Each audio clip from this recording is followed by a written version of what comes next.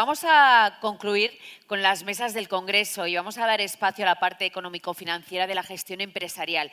Esta mesa se encuadra dentro de la Semana ISR 2023 de SpainSIF, el Foro de Inversión Sostenible de España, que se celebra ahora mismo en distintos puntos de la geografía española. La financiación es una cuestión fundamental en el buen funcionamiento de las organizaciones que les permite crecer y aumentar su capacidad de negocio. La pata económica forma parte de ese triple balance que debe estar en armonía social, medioambiental y también, por supuesto, económico. En ese sentido, un comportamiento respetuoso y una forma responsable de hacer negocio premia a las empresas en forma de mejores condiciones de acceso a la financiación. Vamos a dar paso ahora a Fernando Ibáñez, el expresidente de ASEAFI, director general de Ética. Se encargará de presentaros a los siguientes panelistas, también a la moderadora. Un fuerte aplauso para Fernando, por favor. Qué bueno verte otra vez, Fernando. Día 2. Pues sí, bueno, bien, es ¿no? Este día. Que mucha gente pensaba que se habían librado de mí, pero no, aquí estoy otra vez. ¿Qué dices? Sí, efectivamente. Bueno, Fernando, te dejo solo, te acompaño, te arropo, ¿qué hago? No, quédate conmigo. Sí, venga. Sí, efectivamente tengo pluriempleo, como veis, o sea que sí tengo otros cargos que abandono la semana que viene también, pero todavía estamos aquí. Y sí, lamentablemente los financieros somos necesarios, o sea, tenemos una mesa de financieros, o sea, no puede ser todo moda y calzado de diversión. Escucha una cosa, no ha parado de decirse que la innovación es necesaria y la palanca para la sostenibilidad, pero que sin financiación no hay innovación. Pues allá vamos. Aparte, estamos tremendamente agradecidos a SpainSIF por haber creado este pequeño capítulo dentro de nuestro congreso regional. SpainSIF es una organización nacional que precisamente impulsa que los financieros seamos también más sostenibles y apoyemos proyectos sostenibles. Y bueno, llevamos la verdad mucho tiempo colaborando con ellos, tanto desde ASEAFI como desde Ética, y hoy vamos a hablar precisamente de cómo la sostenibilidad nos ayuda a mejorar nuestras finanzas, nos ayuda a financiar nuestros proyectos, nos ayuda a mejorar nuestras condiciones y tenemos, pues, la verdad, un panel maravilloso que va a abrir además mi amigo Santos, que no lo veo por ahí. ¿Dónde está Santos? Santos, que es el vicepresidente, para no equivocarme, vicepresidente de Finanzas de Grupo Baus, compañía valenciana de aluminio, y que nos va a contar su caso particular de cómo una empresa no cotizada valenciana a través de la sostenibilidad pues, ha conseguido pues, ventajas financieras. Y luego tenemos una mesa que va a moderar mi amiga Andrea González, que también está por ahí, que es su directora general de SpainSIF, y tenemos a Jaime Hermida, Global Lending Solutions de CaixaBank, banco que tiene la sede en Valencia, como sabéis, Sergio Rodríguez, director de Finanzas Sostenibles de Cajamar, y Pilar Villaseca, representante de Caixa Popular, directora de Financiación Estructurada de Banco Cooperativo Español. Santos, el micrófono es tuyo. Adelante. Un aplauso para Santos. Muchas gracias.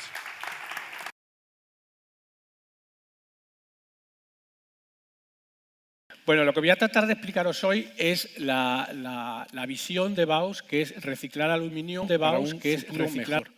Espero que al término de esta pequeña charla comprendáis el porqué de esta visión de la compañía. Grupo Baus es el segundo fabricante de aluminio laminado en España y el primer fabricante de aluminio lacado. Es un grupo que tiene más de 30 años de experiencia, que fue adquirido en el año 2018, fue adquirido por Jupiter Aluminum Corporation, que es una empresa de aluminio muy similar a la nuestra en Estados Unidos. Esta empresa ha comprado también hace un mes lo que eran las plantas de Alcoa. Se ha comprado la planta de Alicante, la planta de Amorebieta y la planta de Castelracín en Francia.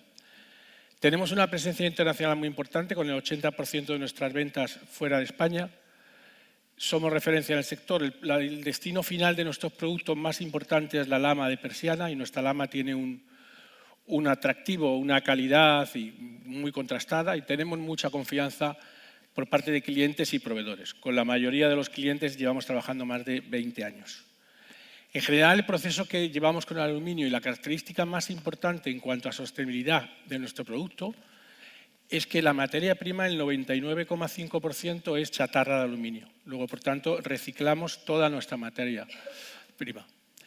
A partir de ahí fundimos ese aluminio, esa chatarra de aluminio. De esa fusión se solidifica el aluminio en una plancha y pasa a laminación en caliente. Ahí hay 3 rodillos de laminación que va disminuyendo el espesor de la bobina en concreto. Ahí ya hay un producto final para la venta, que es la bobina de laminación en caliente, pero de eso vendemos menos y solemos vender más de laminación en frío, que es el siguiente paso, en el que rebajamos aún más el espesor de la bobina, hasta un máximo de 0,20 milímetros. De ahí pasamos a la fábrica que tenemos en Elche de la Sierra, que es Bancolor Baux, y ahí las bobinas se lacan y se cortan, se pintan y se cortan en función a los diferentes anchos de las máquinas de nuestros clientes. Y además contamos con un centro de distribución en Madrid que hace ventas más al detalle, un centro más pequeño, que vende también producto final y que son clientes mucho más numerosos, pero también más pequeños que los del resto. Al final, Baux se compone en dos empresas industriales. Compañía Valenciana Aluminio Baux, que es la que recicla la chatarra y la que hace la bobina de aluminio, que tiene 5 hornos de fusión, que tiene una laminación en caliente, una laminación en frío, 5 hornos de recocido, una línea de corte y una línea de aplanado, con una capacidad de producción de 84.000 toneladas. En Bancolor, perdón, se me ha olvidado, Compañía Valenciana Aluminio está radicada en Segorbe, provincia de Castellón.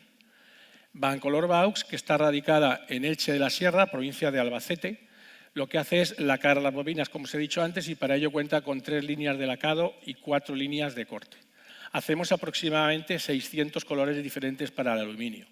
Por poneros un ejemplo, solamente de blanco hay 100 tonalidades diferentes. Yo desde luego no las distingo, pero tenemos 100 distintas. Hay acabados en madera que imitan la madera para las ventanas, etc. Entonces tenemos 40.000 toneladas de producción anual en Elche de la Sierra. Aquí que estamos hablando de sostenibilidad, nuestro modelo de negocio está basado en la sostenibilidad. Nosotros el año pasado hemos fundido 56.000 toneladas de chatarra, más o menos 3.000 camiones completos de chatarra de aluminio, para producir 5.000 toneladas de aluminio en Segorbe y 38.000 toneladas de aluminio en Elche de la Sierra, de aluminio lacado.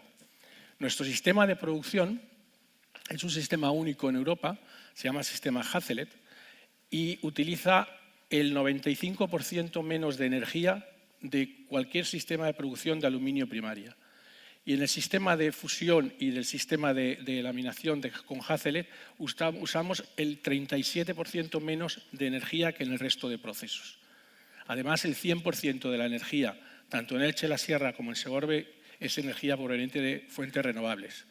Esto hace que en Baux, por cada tonelada de aluminio producida, las toneladas de CO2 sea de 1,54 euros para Segorbe y 2,53 para Elche de la Sierra. Quiere decir, 4 veces menos que cualquier lingote de aluminio producido en la Unión Europea y 6 veces menos que un lingote de aluminio producido fuera de la Unión Europea.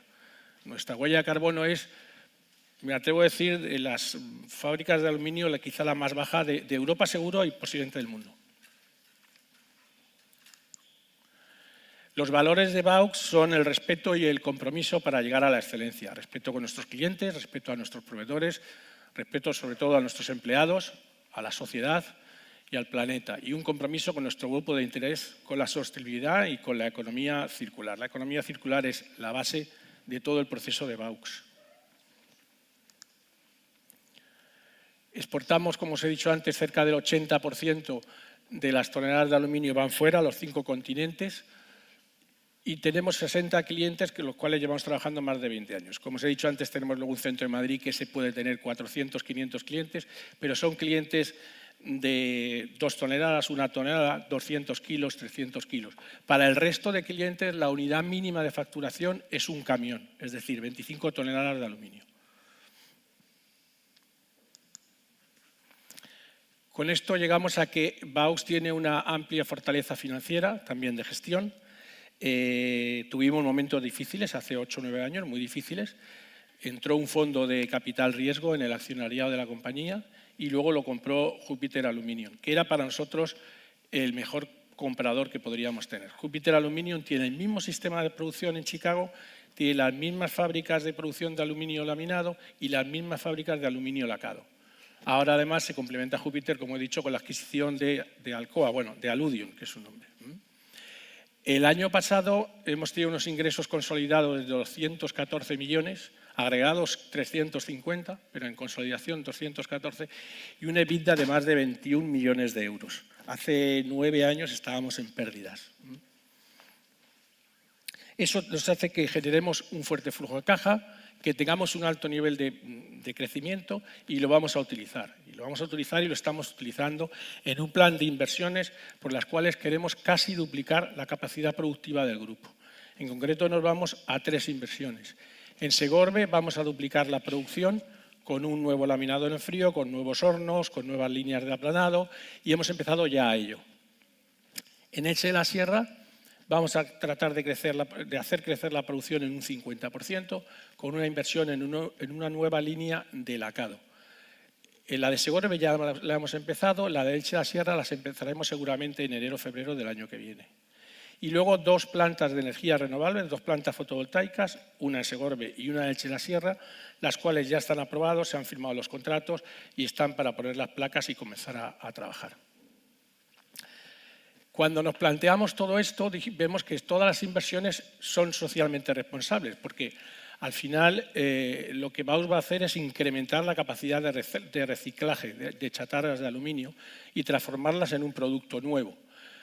Va a colaborar con el cambio climático, va a hacer que tengamos un incremento de puestos de trabajo de calidad y de cercanía. Es muy importante lo que estamos haciendo con los nuevos puestos de trabajo, es que suelen ser de las zonas del Alto Palancia y de Elche de la Sierra en Albacete.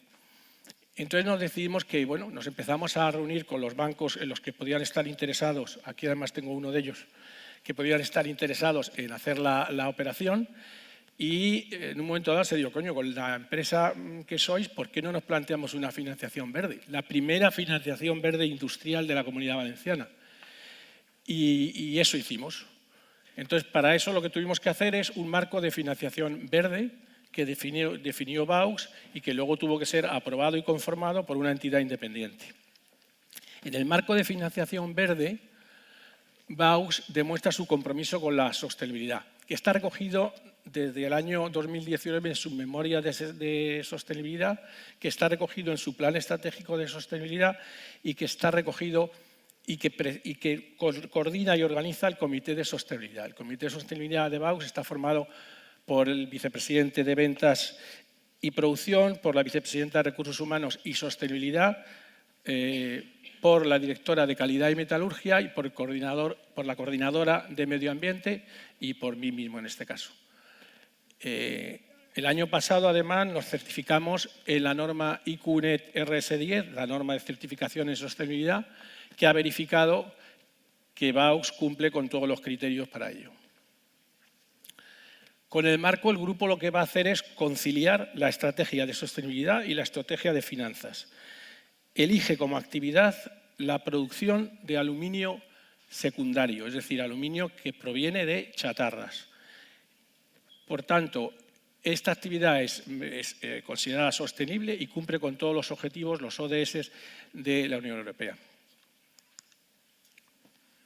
El marco sirve para emitir instrumentos financieros, como he dicho, y en concreto, en nuestro marco y en nuestra financiación, lo que hemos tenido son préstamos, pólizas de crédito o créditos, financiación de circulante y avales y garantías.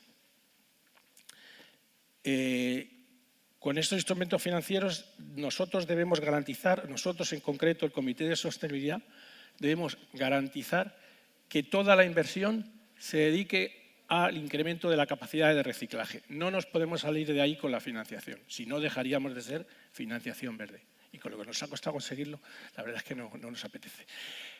Nos comprometemos a 3 mejoras ambientales, a continuar reduciendo la huella de carbono, que ya habéis visto que es muy pequeña, a ahorrar en el consumo de agua y a ahorrar en el consumo energético. Estamos dentro del plan de inversiones, hay apartados destinados a cada uno de esos 3 objetivos. Va a ser el Comité de Sostenibilidad también quien va a tener que hacer un seguimiento y una gobernanza de este marco, va a tener que elaborar un report anual que tiene que ser verificado por entidades independientes y entregado a las entidades financieras, en el que se va a describir cuáles son los importes de proyectos, cuánto llevamos invertido, cuánta capacidad nos queda y que todo cumpla con la producción de aluminio secundario. Para ello, Baus recibió un informe, una Second Part Opinion, favorable de la compañía Equa, que nos ha validado. A título un poco, sé que no hay mucho tiempo, pero explico un poco lo que fue la operación. La operación de financiación ha consistido en 30 millones de un préstamo para reestructurar la deuda que teníamos, 35 millones en un préstamo única y exclusivamente para inversiones, que se va cogiendo según vamos invirtiendo, o sea, no nos han dado el dinero de por sí, 5 millones de una póliza de crédito y luego hay un préstamo no comprometido para el año que viene de otros 15 millones de euros. Los bancos participantes han sido Sabadell como banco agente, CaixaBank, Banco Santander y Targobank. Y la verdad es que nos sentimos muy orgullosos de lo que hacemos y de haber conseguido cerrar esta operación. Muchas gracias a todos.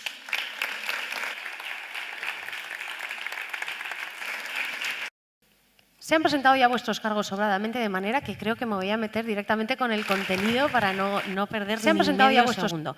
Y aquí entiendo que llevamos 2 días dedicándole un tiempo ingente a la parte de la empresa, de cómo integra la empresa los proyectos vinculados a sostenibilidad, pero tenemos que hablar sí o sí de la cara de cómo le llega la financiación o cómo la financiación, la oferta de financiación puede estar vinculada a esos proyectos, a la propia transformación de las matrices de las empresas, ¿no? Entonces voy a empezar pidiéndoos que me pongáis un ejemplo de lo particular a lo general, vamos a hacer, ¿no? Algún ejemplo de algún producto de financiación que vuestras entidades tengan a día de hoy, que se haya contratado ya, que se haya ofrecido ya o que esté en el catálogo de producto que incluya las cuestiones ASG. Y empiezo, si os parece, por mi derecha, por Pilar. Un producto solo, ¿no? Un producto. Vale. Bueno, pues siguiendo un poco la presentación que nos han hecho de la empresa esta de aluminios, nosotros, por ejemplo, llevamos ya varios años participando en préstamos sindicados en el que la financiación y el margen está ligado a ratios ESG. Por poner un ejemplo, pues son empresas que por su producción y demás no son especialmente sostenibles, aunque sí que tienen determinadas vías para alcanzar esa sostenibilidad. Entonces se les marcan unos ratios que llamamos KPIs así en inglés, por ejemplo de consumo de energía o de reducción del plástico, y eso, si lo consiguen, bueno, pues supone una reducción aún muy pequeña en el margen. Pero también tenemos algunos otros en que la empresa, si no alcanza esos KPIs, lo que hace es donar directamente a alguno para facilitar, bueno, pues el alcance de alguno de los ODS de la ONU. Y eso, bueno, pues son financiaciones que se suelen dar, que se están dando ahora a grandes empresas, pero que entendemos que van a ir calando hacia la mediana y pequeña empresa.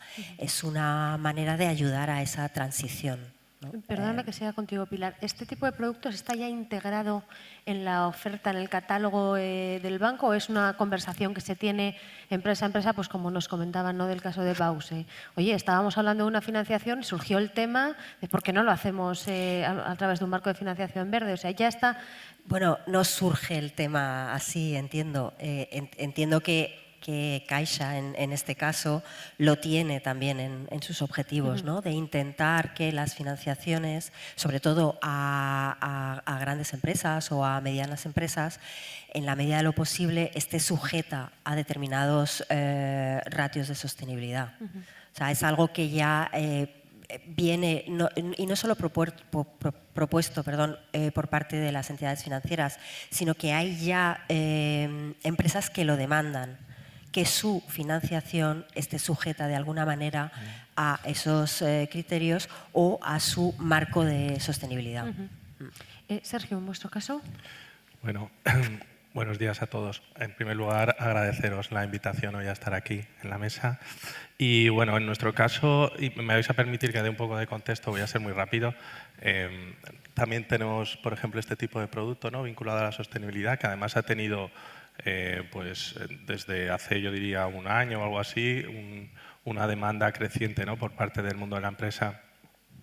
Pero bueno, más allá de eso, a mí me gustaría también reivindicar un tipo de producto, ¿no?, que por ejemplo, nosotros Grupo Cooperativo Cajamar, está formado por un grupo de cajas rurales, alguna de ellas que tiene, bueno, más de un siglo de historia, y hay que recordar que las cajas rurales surgen para favorecer la inclusión financiera en aquellos colectivos que a veces tenían dificultades para acceder a los circuitos tradicionales de financiación, ¿verdad? Y bueno, fruto de eso y para poder satisfacer esas necesidades financieras, se desarrolla un modelo de negocio que se basa en dos ejes principales. Uno que tiene que ver con la innovación, que creo que habéis estado antes hablando de innovación, ¿verdad? Uno que tiene que ver con la innovación. Oye, nosotros somos una empresa de la economía social. Los beneficios para nosotros no son un fin en sí mismo, sino un medio para lograr satisfacer esa visión y ese objetivo con el que fueron creadas estas cajas rurales. Y esa era una palanca de cambio importante, la innovación, porque nos permitía, por una parte, a nuestros socios favorecer un poco su eficiencia, su productividad, ¿verdad? Conseguíamos generar conocimiento, transmitirlo a nuestros clientes y a nuestros socios, y de esa forma que ellos fueran más eficientes, más rentables, y al mismo tiempo garantizábamos que la devolución del préstamo pues fuera más viable, y por tanto cerrábamos un poco el círculo, porque también nuestro papel era el de garantizar el capital que prestaban los socios. Entonces conseguíamos, apostando mucho en la innovación, favorecer un poco el desarrollo de las comunidades. Y ahora veréis por qué he ido por ahí. El segundo eje para nosotros era la cercanía con nuestros clientes, estar muy cerca de nuestros clientes, conocerlos bien, porque eso nos ha permitido una cosa. Primero, saber dónde teníamos que esos excedentes que teníamos de nuestra actividad tradicional, al invertirlos en innovación, dónde teníamos que innovar, dónde nuestros clientes tenían las oportunidades y dónde teníamos que investigar, dónde teníamos que generar conocimiento, pero al mismo tiempo esa cercanía con el cliente nos ha permitido desarrollar productos que realmente fueran útiles para el cliente, diseñados ad hoc para el cliente. ¿Vale? Y os voy a poner un par de ejemplos. Diseñados ad hoc, entonces no dentro de la oferta comercial, digamos, del catálogo, ¿no? Ya sistematizado. Efectivamente, pero mira, con estos ejemplos yo creo que se va a ver claro, Andrea. Imaginaros que un cliente estaba pensando en una reconversión varietal. Oye, yo tengo un tipo de cultivo que me interesa transformar el cultivo donde estoy invirtiendo el cultivo. Nosotros no ofrecemos al cliente, gracias a esos dos ejes que os comentaba, de estar cerca del cliente y de invertir en innovación, nos permitía no hacer un producto en el que yo lo que te estoy mirando al cliente o al socio es qué garantías tienes, qué experiencia tienes. No, es un producto que yo sé, en base a esa investigación de mercado, sé cuánto vas a tardar en rentabilizar la inversión, sé cuánto realmente sabemos realmente cuándo necesitas invertir, cuándo vas a tener capacidad para devolverlo. Entonces está haciendo productos muy específicos para el cliente. Y cuando hablamos de reconversión varietal, por ejemplo, estamos hablando de eficiencia en regadío, etcétera. Para que veáis otro ejemplo y conectamos todo, nosotros a principios de los 70, los técnicos de estos centros de innovación, preocupados en ver cómo nuestros socios podían ser más eficientes en el regadío, en el regadío tenían que generar sus cultivos. Fijaros que nosotros también, una parte importante del negocio está en Almería, ¿no? Es una zona con tantos problemas con el agua, ¿no? Y también nuestra zona es muy problemática. Bueno, pues se fueron técnicos a Israel, porque en ese momento era la zona donde estaban más avanzados a nivel de eficiencia de regadío. Y ahí se estaba proponiendo en aquella década el sistema de riego por goteo. Cuando vinieron los técnicos, se ve cómo ese proyecto podía beneficiar a estas zonas del Mediterráneo con problemas de regadío, y en las financiaciones a nuestros socios y clientes, por ejemplo, yo quiero montar un invernadero o quiero cambiar a este tipo de cultivo, le proponíamos, toma este dinero adicional y ¿por qué no intentas montar un sistema de riego por goteo? Si tú incluyes esta innovación, entendemos que es más eficiente y por lo tanto lo incorporamos a las condiciones de financiación. Volvemos a cerrar el círculo, pero eso ha sido fruto de mucho trabajo de innovación y de realmente hacer ese modelo de banca de cercanía al cliente. Sí, combina la financiación con una especie de asistencia técnica, ¿no? Claro, había que aunar todo, ¿no? El servicio, yo creo que no es solo dar financiación, tenemos también la obligación de realizar ese acompañamiento en la transición. Y fijaros que ahora tenemos la satisfacción de recibir grupos también de ese país, de Israel, para ver lo que se están haciendo en nuestras instalaciones, porque han sido décadas de investigación en cómo podíamos ser más eficientes. ¿Vale? Y bueno, pues no se me ocurre un producto, cuando hablamos de productos verdes, no se me ocurre un producto más sostenible, más ESG, que uno que esté midiendo en las triples dimensiones, ¿no? Que esté midiendo, oye, estoy midiendo totalmente la eficiencia, la rentabilidad económica, pero es que estoy viendo, fijaos la parte S, la parte social,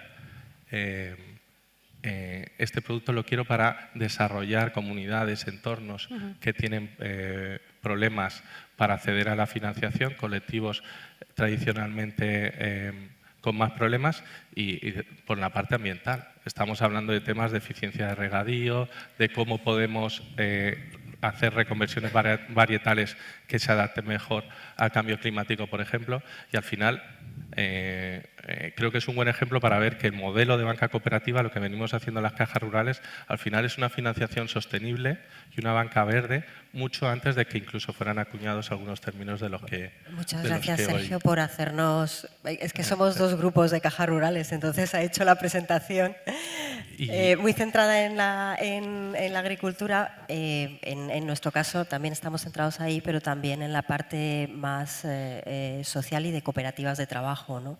Con el ejemplo, por ejemplo, de Caixa Popular, que es una cooperativa de trabajo, ¿no? En el que la cercanía, como comentaba Sergio, de las cajas rurales y de las cooperativas de crédito, hace que esto de la sostenibilidad está en el ADN, ¿no? Estarás de acuerdo conmigo, de las cooperativas de crédito, sí, ¿no? Y del conocimiento y de la cercanía, y que se estaban haciendo cosas mucho antes de que esto de la sostenibilidad estuviera de moda, ¿no? De hecho, en la mesa hoy tenemos 3 entidades financieras que tienen una permeación local muy importante. Luego dedicaremos, yo creo que en la segunda mitad de la mesa, a hablar de las características regionales. Yo antes quiero pasarle el turno de palabra a Jaime para que nos traslade. Hemos visto ejemplo de incorporación de KPIs en un producto de financiación, ejemplo de reconversión con un enfoque holístico a S&G desde CaixaBank. Bueno, buenos días a todos. Gracias por la invitación para participar como CaixaBank en este foro. Básicamente, por responderte a la pregunta muy rápido, Andrea, no tenemos un producto específico en el portfolio que incorpore todos estos criterios, pero básicamente porque la sostenibilidad avanza tan rápido que el hecho de estandarizarlo y normalizarlo y hacer una comercialización masiva podría hacernos caer en greenwashing sin darnos cuenta.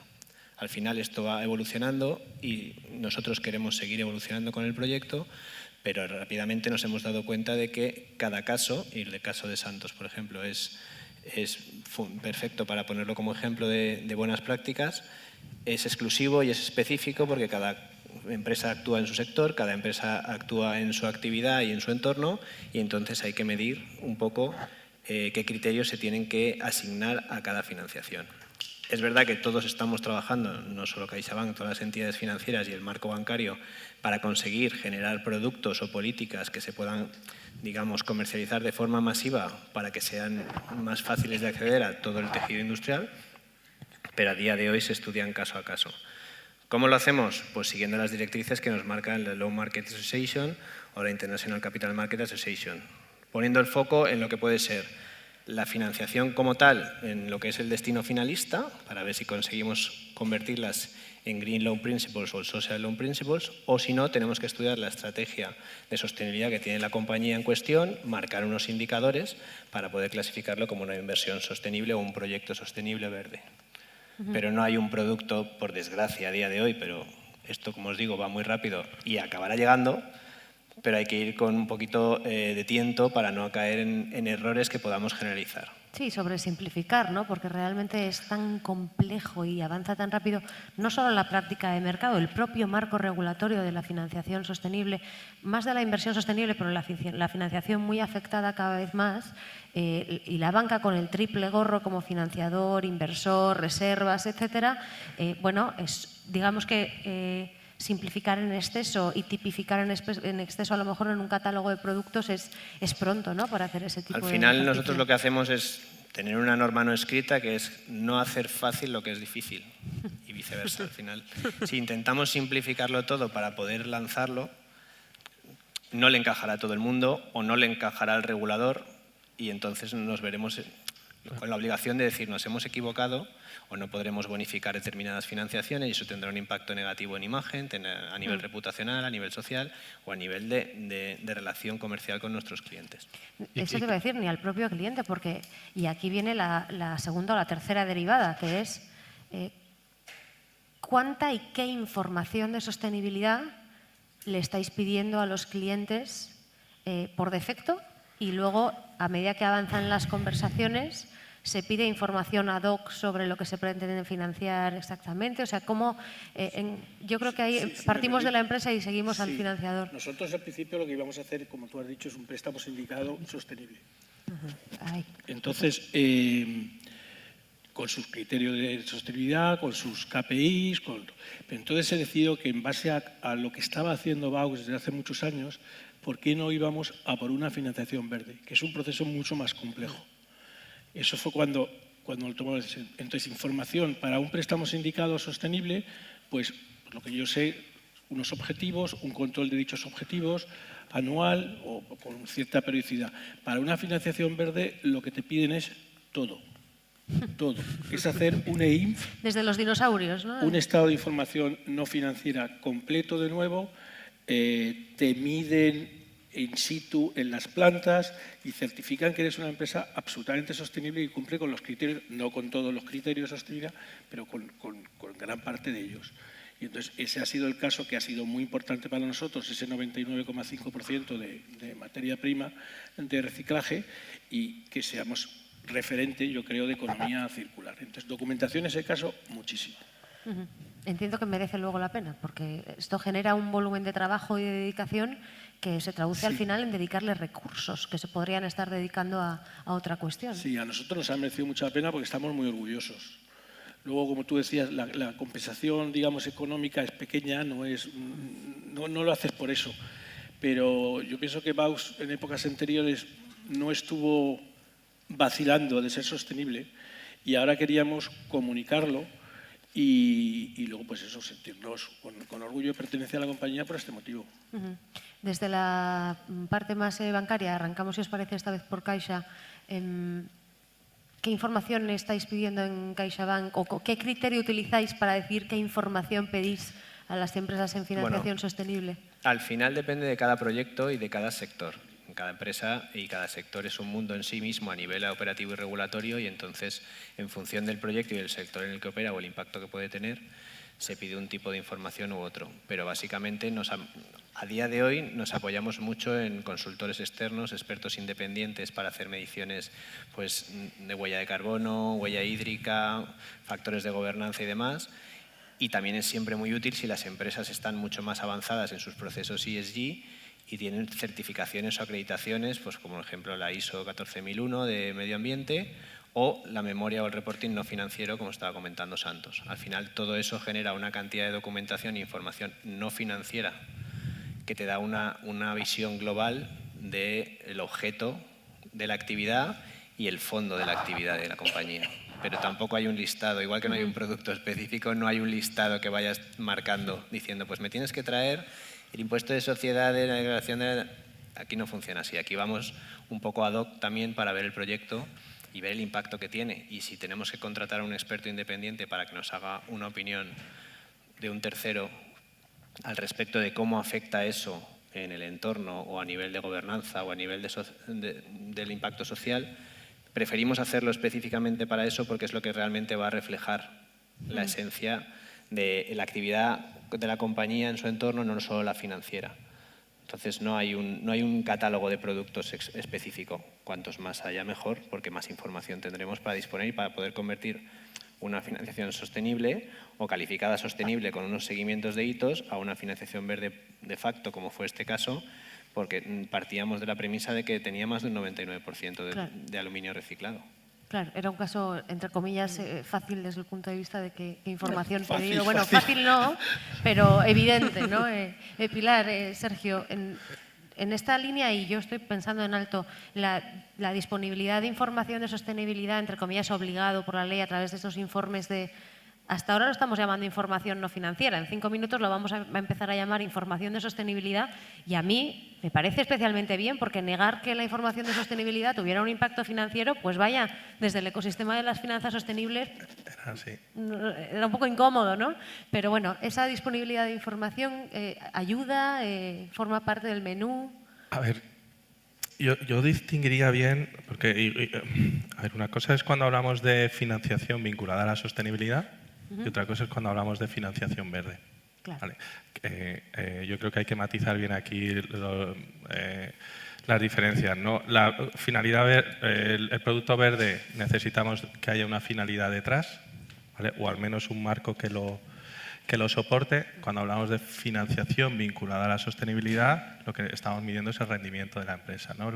A través de unos KPIs, por ejemplo, que sean materiales, ¿no? Y que midan realmente su sostenibilidad. Y luego también el otro eje que también tenemos que distinguir es gran empresa y no gran empresa, ¿verdad? Cuando hablamos de finalidades verdes, bueno, pues sí que tenemos unos productos muy específicos, está en la cartera de todas las entidades, creo yo, unos productos muy específicos que nosotros estamos aprendiendo a ir a pedir ya el dato concreto al cliente. O sea, estamos parando oye, tanta información, aparte de que pierdes competitividad, tenemos que ir a pedir exactamente al cliente lo que necesita. Para productos verdes eso se puede hacer.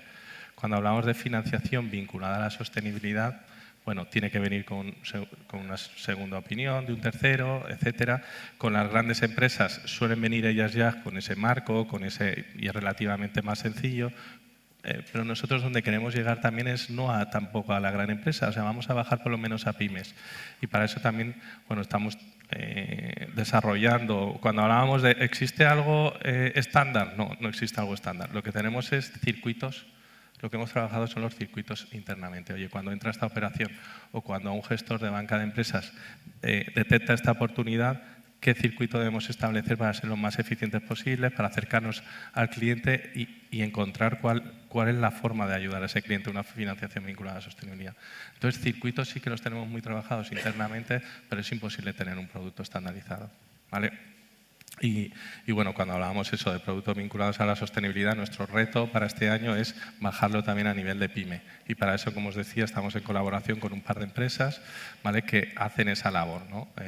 Oye, te asesoro, te aconsejo y buscamos qué KPIs pueden ser materiales para ti y además vamos a ayudarte a hacer una estrategia de descarbonización que es necesaria. Como os digo, las entidades financieras tenemos también el compromiso y la obligación de no solo generar el producto, sino de ayudar a acompañar al cliente en la transición, y ese es el compromiso también de nosotros. Fíjate que contraintuitivamente estaba pensando yo que a lo mejor para la pyme era más necesario aunar criterios por un tema de costes y economías de escala. Pero es que si lo quieres hacer bien, si quieres que sea material el KPI, cada sector es diferente. O sea, sería muy peligroso, en mi opinión, posiblemente con el tiempo vayamos evolucionando, pero sería muy peligroso que vayamos, y ha sido siempre mi opinión, estandarizar KPIs para diferentes sectores.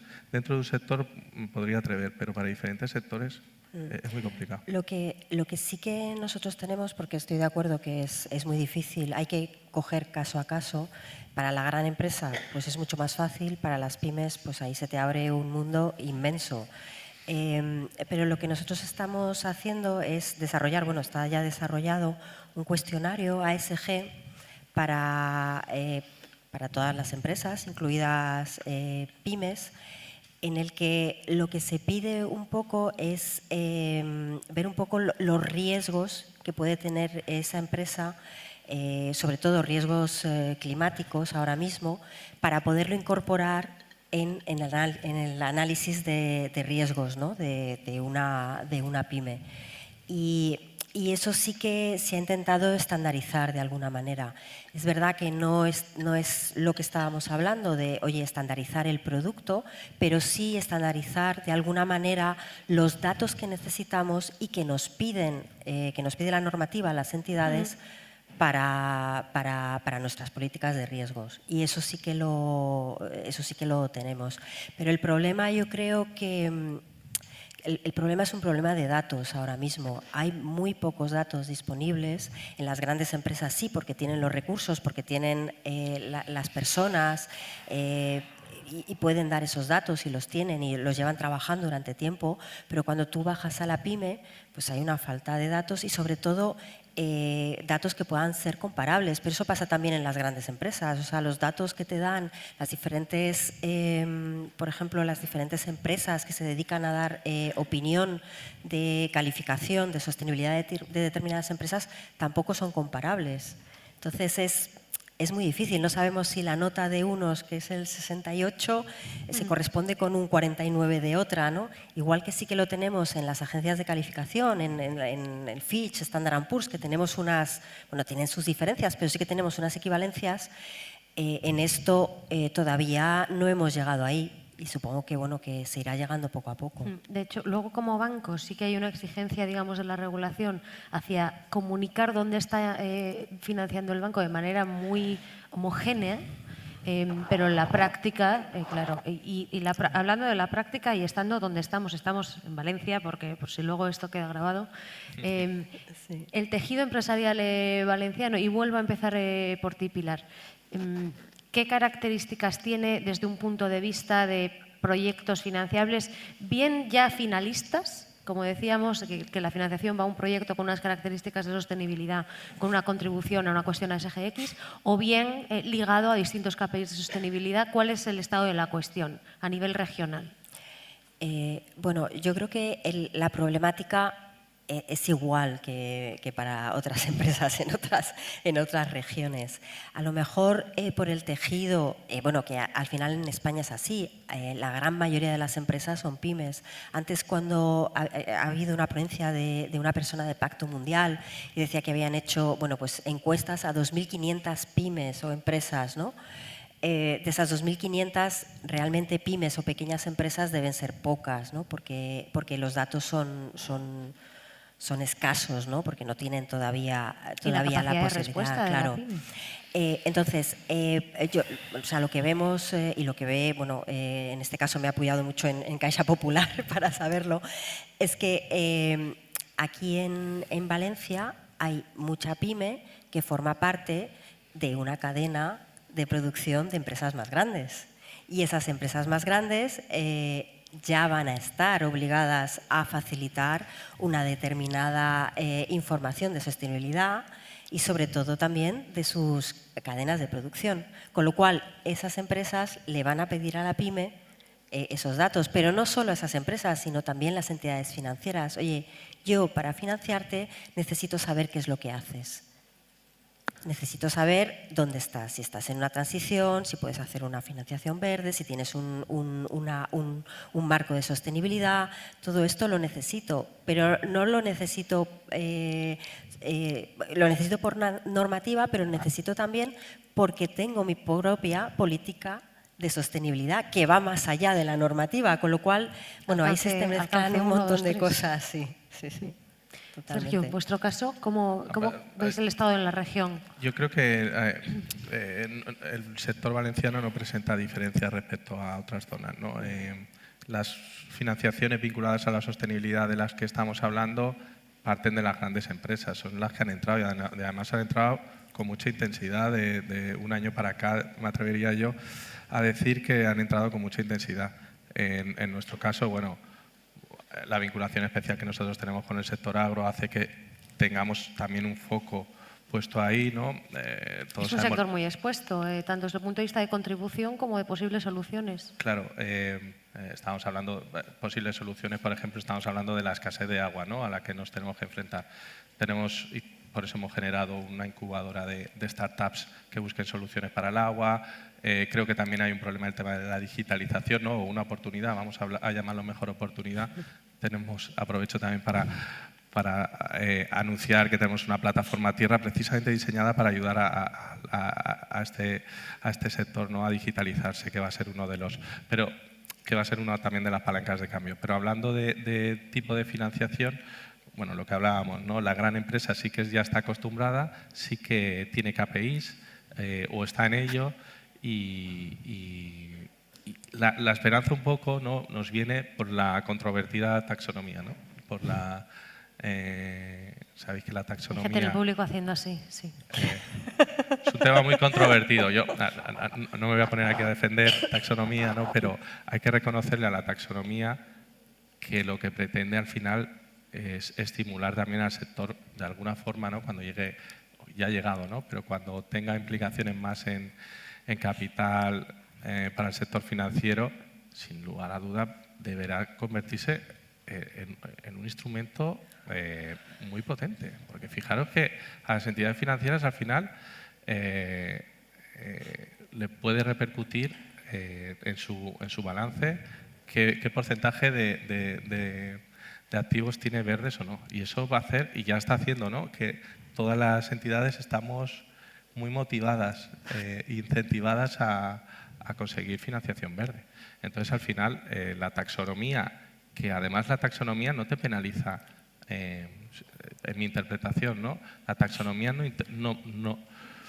no penaliza el sector de actividad al que pertenece, ¿no? O eso es lo que quiero pensar, porque la taxonomía te va a permitir que tú anuncies, con todas las dificultades que eso supone, ¿no? Pero te va a permitir que tú publiques qué porcentaje de tus inversiones las estás destinando a financiación verde como empresa. Ese porcentaje de alineación que cada empresa está obligada, ahora las grandes empresas y seguramente irá descendiendo, si cada empresa está obligada a decir, no, oye, soy de esta actividad y ya no tengo nada que hacer. No, soy de esta actividad, pero este porcentaje de mis inversiones están destinadas a hacer la transición, a invertir en nueva maquinaria que sea más eficiente a nivel energético, etcétera. Si en ese porcentaje tú demuestras que eres atractiva CAPEX, para... o sea que efectivamente vas a tener más... La consecuencia... Parece que lógica es que vas a tener más facilidades para conseguir financiación, porque va a ser un incentivo para el sector financiero. Entonces, bueno, según esto llegue, y luego también lo habéis dicho antes, a nivel de la cadena de valor, igual que va a ser más fácil, ¿no?, acceder a esa financiación en base a la alineación que tengas con la taxonomía, probablemente lo que comentaba Pilar, ¿no?, los polos que existen aquí, etcétera, tu proveedor más grande o tu cliente más grande te va a empezar a exigir que le des datos sobre taxonomía, cómo de alineado estás con la taxonomía.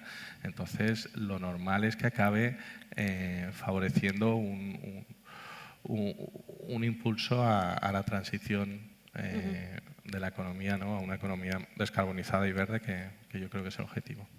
Jaime, en vuestro caso, ¿territorializáis algún reto en concreto en sostenibilidad o alguna característica de las empresas aquí locales? No, lo que pasa es que ponemos el foco específico en cada zona en la que trabajamos. La Comunidad Valenciana básicamente aporta, a nivel económico, es la cuarta economía nacional en cuanto a comunidades autónomas y aporta el 9,3% del PIB con 5 millones de habitantes aproximadamente, que equivalen al 10,7-10,5% de la población nacional.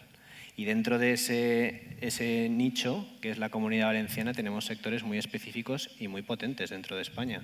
Desde el petroquímico o el cerámico por Castellón, la gran distribución, alimentación, sector primario agrícola, turismo, calzado, textil, portuario también. Entonces, tenemos una cantidad de sectores que dan mucho valor añadido a lo que es la comunidad, pero como os habíamos comentado antes, cada sector es completamente específico a nivel operativo, regulatorio, y cada sector, y dentro de cada sector, cada empresa tiene que ponerse sus retos de sostenibilidad, su plan de acción, sus proyecciones, su estimación de dónde quiere llegar, siguiendo evidentemente pues los raíles que nos marcan la normativa, las regulaciones, la taxonomía, los compromisos que se adquieren a nivel nacional, a nivel europeo o a nivel global, en las cumbres o los ODS, etcétera.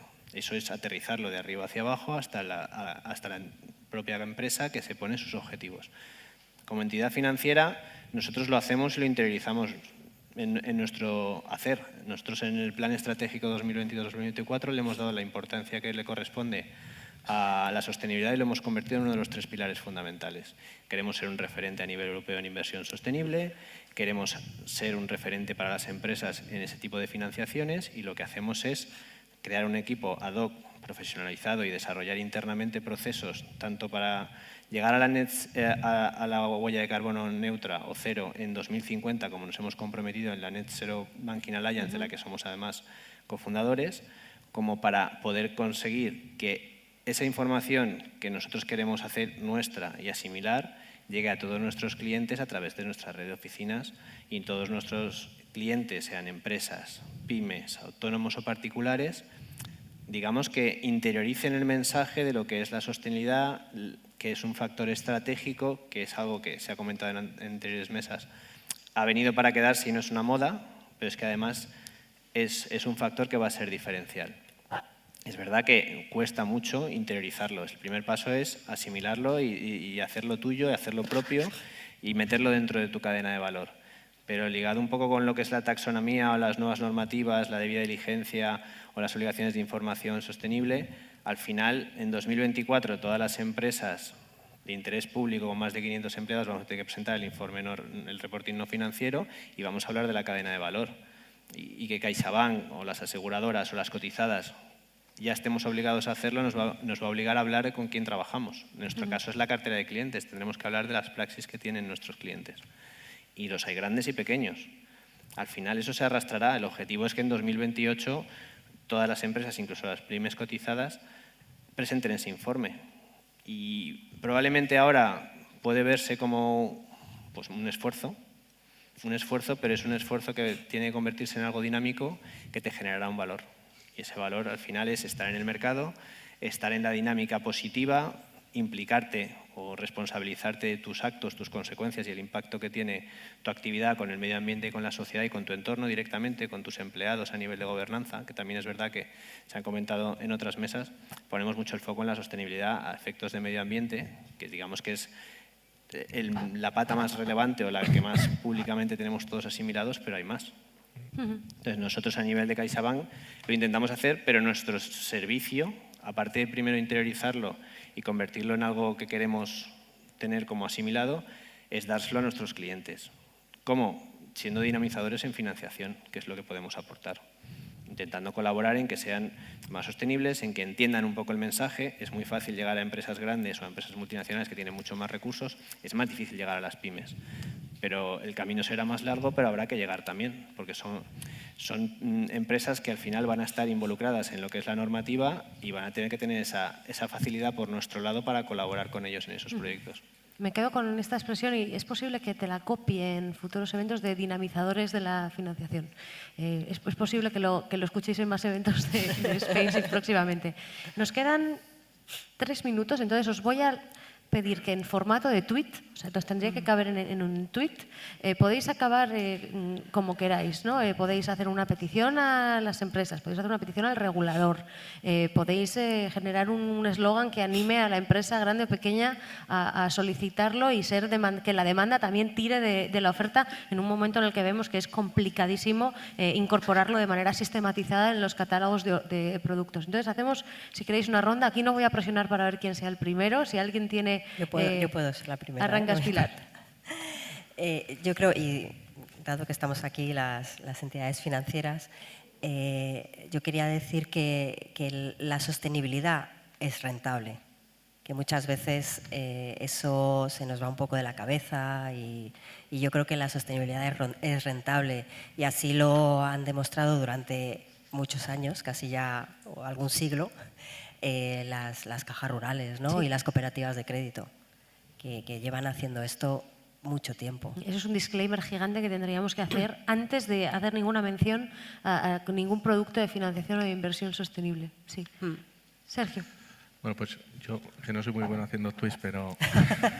Ahora son más largos, pues.